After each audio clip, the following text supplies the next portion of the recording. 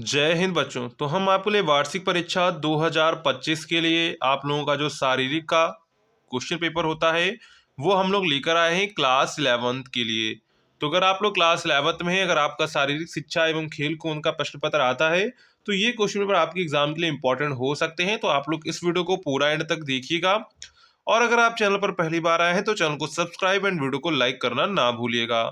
और आप लोगों के लिए हमने टेलीग्राम व्हाट्सएप ग्रुप बनाया हुआ है इंपॉर्टेंट अपडेट के लिए, उसकी लिंक आपको डिस्क्रिप्शन में मिल जाएगी, तो उसे भी आप लोग जरूर ज्वाइन कर लीजिएगा। तो यहाँ पर जो है सबसे पहले हमारे पास 10 बहुविकल्पीय प्रश्न आएंगे, तो सबसे पहले हम लोग उनको कवर करेंगे।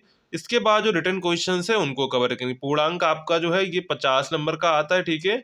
ये जो शारीरिक शिक्षा का पेपर होता है ये जो आप लोगों का सिर्फ पासिंग मार्क्स के लिए होता है, ये आपके नंबर जो है एग्जाम में नहीं जोड़े जाते हैं, ठीक है। सिर्फ ये आपको पास करना होता है। तो यहाँ पर सबसे पहला हमारा ऑब्जेक्टिव क्वेश्चन आ जाता है, टुंड्रा प्रदेश में कैसे मकान बनाए जाते हैं?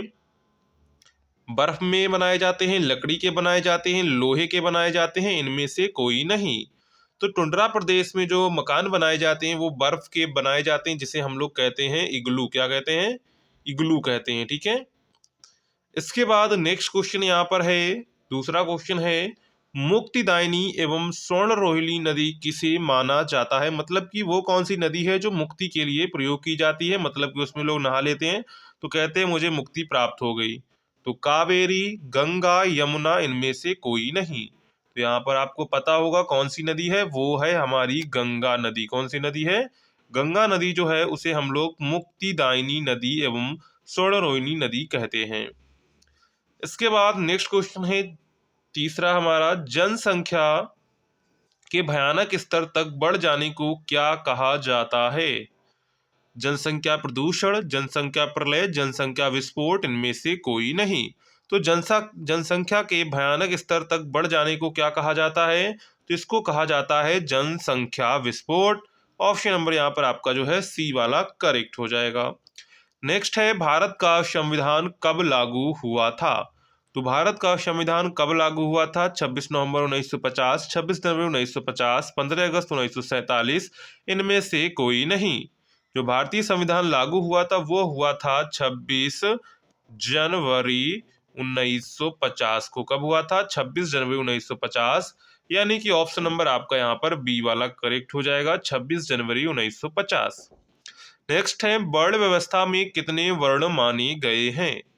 ऑप्शंस आपको दिए गए थे, 3 माने गए हैं, 4 माने गए, असंख्य, इनमें से कोई नहीं।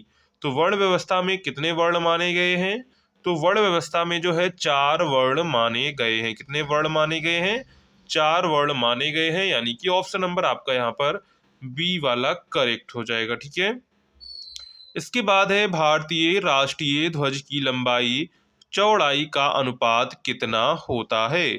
तो भारतीय राष्ट्रीय ध्वज की लंबाई चौड़ाई का अनुपात कितना होता है? 1:2, 1:1, 3:2, इनमें से कोई नहीं। तो भारतीय राष्ट्रीय जो ध्वज की लंबाई चौड़ाई का अनुपात होता है वो होता है 3:2 का। कितने का होता है? 3:2, मतलब कि ऑप्शन नंबर आपका यहाँ पर सी वाला करेक्ट हो जाएगा। नेक्स्ट है, राष्ट्रगान के रचयिता हैं। ऑप्शन आपको यहाँ पर दिए गए थे, बंकिम चंद्र चटर्जी, रविंद्रनाथ टैगोर, जयशंकर प्रसाद, इनमें से कोई नहीं। तो राष्ट्रगान के रचयिता कौन हो जाएंगे? तो राष्ट्रगान के रचयिता हो जाएंगे रविंद्रनाथ टैगोर। नेक्स्ट है, बाल अधिकार संरक्षण अधिनियम कब पारित किया गया? 2005 में, 2007 में, 2004 में, 2006 में। तो बाल अधिकार संरक्षण अधिनियम कब पारित किया गया था? तो ये पारित किया गया था 2005 में। कब किया गया था? 2005 में। ऑप्शन नंबर यहाँ पर आपका ए वाला करेक्ट हो जाएगा। इसके बाद आगे बढ़ते हैं, तो इसी में हमारा है क्वेश्चन नंबर 9। तो क्वेश्चन नंबर 9 देखो यहाँ पर क्या कह रहा है, चाइल्ड लाइन सेवा का संपूर्ण भारत में टोल फ्री नंबर है। ऑप्शंस आपको दिए गए थे, 101, 1098, 1090, इनमें से कोई नहीं। तो यहाँ पर जो चाइल्ड लाइन सेवा का संपूर्ण भारत में टोल फ्री नंबर कितना है? 1098 है, यानी कि ऑप्शन नंबर यहाँ पर आपका जो है बी वाला करेक्ट हो जाएगा। नेक्स्ट है, समस्त उत्तर प्रदेश में वुमेन पावर लाइन के लिए हेल्पलाइन नंबर है। तो समस्त उत्तर प्रदेश में वुमेन पावर लाइन के लिए हेल्पलाइन नंबर है 102, 1098, 1090, इनमें से कोई नहीं। तो यहाँ पर राइट आंसर क्या हो जाएगा, 1090 हो जाएगा। ऑप्शन नंबर यहाँ पर आपका जो है सी वाला करेक्ट हो जाएगा। इसके बाद है अति लघुत्तरीय प्रश्न। तो यहाँ पर सबसे पहले अति लघुत्तरीय प्रश्न देखेंगे जो हमारे 2-2 नंबर के क्वेश्चन है, ठीक है। पहला प्रश्न यहाँ पर है पर्यावरण की कोई एक परिभाषा दीजिए। आपको यहाँ पर पर्यावरण की एक परिभाषा लिखनी है। नेक्स्ट है जनसंख्या विस्फोट क्या है। तो जनसंख्या का जो है यहाँ पर देख लेंगे, आपको परिभाषा मिल जाएगी। देखिए यहाँ पर देखिए क्या है, जनसंख्या के भयानक स्तर तक बढ़ जाने को क्या कहा जाता है, जनसंख्या विस्फोट कहा जाता है। यही परिभाषा आप लोग यहाँ पर लिख सकते हैं। इसके बाद है वन संरक्षण के कोई 2 उपाय बताइए। कैसे हम लोग वन संरक्षण कर सकते हैं। यातायात के नियमों का महत्व बताइए। यातायात के नियमों का क्या महत्व है वो आपको बताना है। भारतीय संविधान में कुल कितने कर्तव्य निहित हैं ये आपको बताना है, वर्णित है। इसके बाद आता है लघुत्तरीय प्रश्न। तो ये हमको जो है 4-4 नंबर में देखने को मिलते हैं, ठीक है। जिसमें हमारा सबसे पहला क्वेश्चन आ जाता है बाल अधिकार के संदर्भ में विकास का अधिकार बताइए। क्या है, बाल अधिकार के संदर्भ में विकास का अधिकार बताइए। नेक्स्ट है बाल विवाह के प्रमुख दोषों पर प्रकाश डालिए, यानी बाल विवाह के प्रमुख दोष क्या हैं उस पर आपको यहाँ पर प्रकाश डालना है।